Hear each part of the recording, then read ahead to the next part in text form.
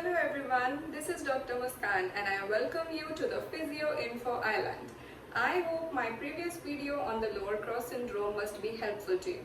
So in this video, we are going to discuss about the assessment and diagnosis for the same.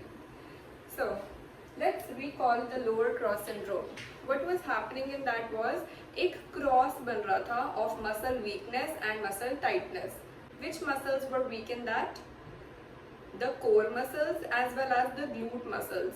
These muscles were weak, and the thoracolumbar extensors as well as the hip flexors, they were tight. So they were forming a cross. Because of this cross, the overactivation and the inhibition of certain muscles, what is happening in our body?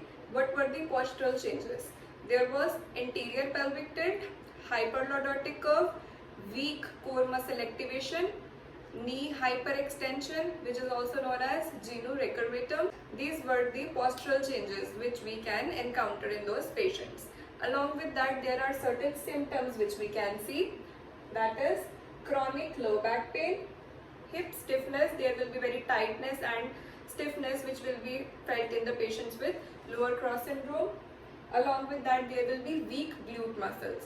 So because of the gluteal muscle weakness, what will happen? There will be poor squats because the glute muscle will not support. There will be tight hamstring muscle. I have explained earlier in the previous video also that hamstring muscle have to be overactive. They have to do extra effort in order to compensate for the glute muscles and for that anterior pelvic tilt.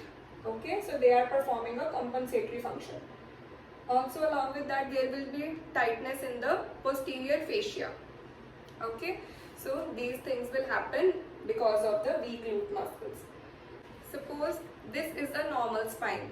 Okay, though a normal spine is not that straight, it has some curvature, but for example, this is a normal lordotic posture, normal lordotic curve. Okay, so the line of gravity will fall straight from the center.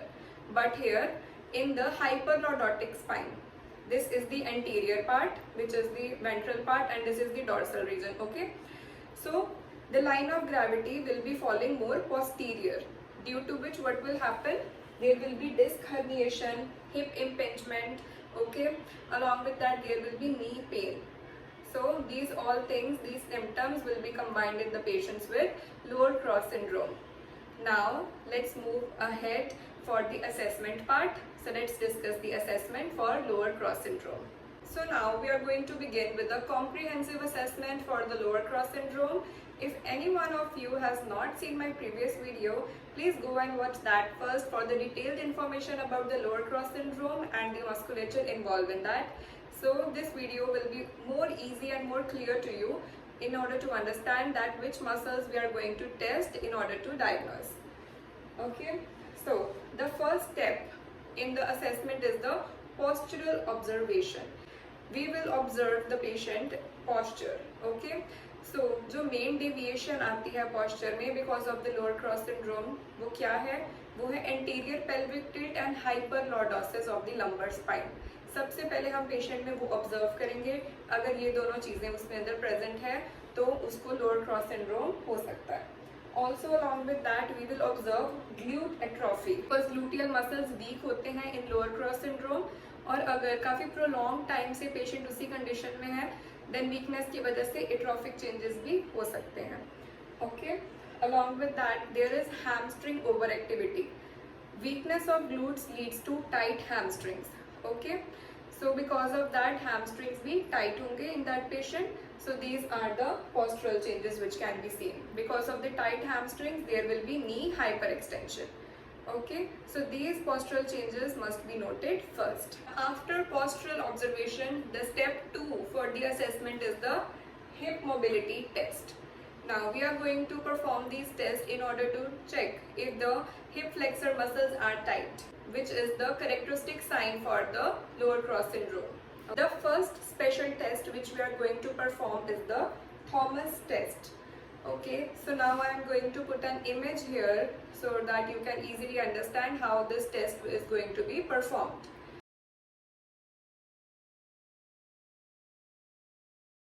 You can clearly see in this image that patient is lying at the edge of the couch and the non-affected leg is flexed to the chest and the affected leg is straight, the patient is asked to grab the knee and pull it towards the chest. Okay, they have to flex his hip and knees towards the chest, and we have to see and observe the leg and the hip on the opposite side. If the hip is getting raised, the thigh is getting raised from the edge of the couch, this means this test is positive. Thomas test is positive and the hip flexors are tight. Okay, now comes the second test, which is the Ellie's test. What is happening in the Ellie's test? Let's have a look on the image first.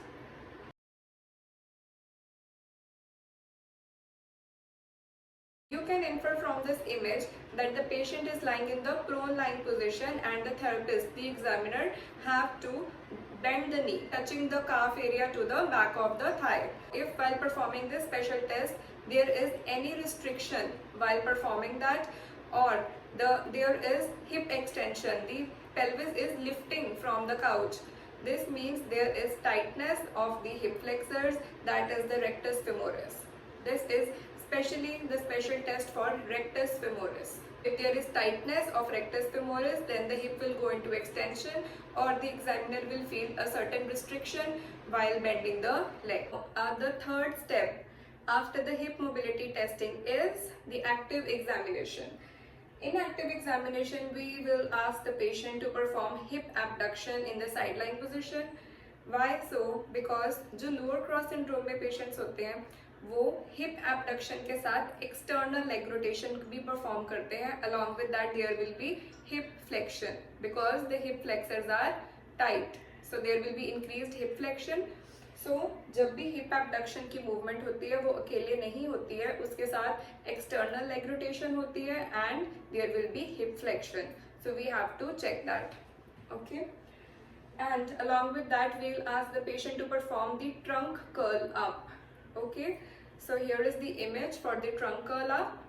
We will ask the patient to perform that so that we can identify that if the core muscles are functioning properly or not.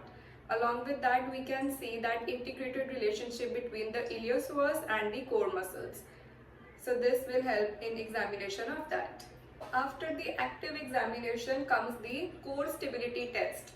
Okay, because the core muscles, the deep abdominals, they are weak. So because of that, we have to check for the core stability. So the first test is the plank test. We can ask the patient to perform the plank. If they are able to do that, this means the core muscles are activating properly and they are fine. But if the patient fails to attempt so, this means the strength of the core muscles are compromised. Okay. And then is the single leg bridge test. This, along with the abdominals, involves the strength from glutes. So if the patient is not able to perform the single leg bridge test, this means there is weakness of glutes as well as the deep core muscles. So by these two tests, we can able to check if the core muscles are properly working or not. After the core stability test, we are coming to the fifth test of the assessment part, and it is the functional movement screening. In the functional movement screening, the first is overhead squat test. This is a dynamic movement screening test. Okay, what is happening in this is the patient is asked to raise his arms overhead, okay, and then perform the squats.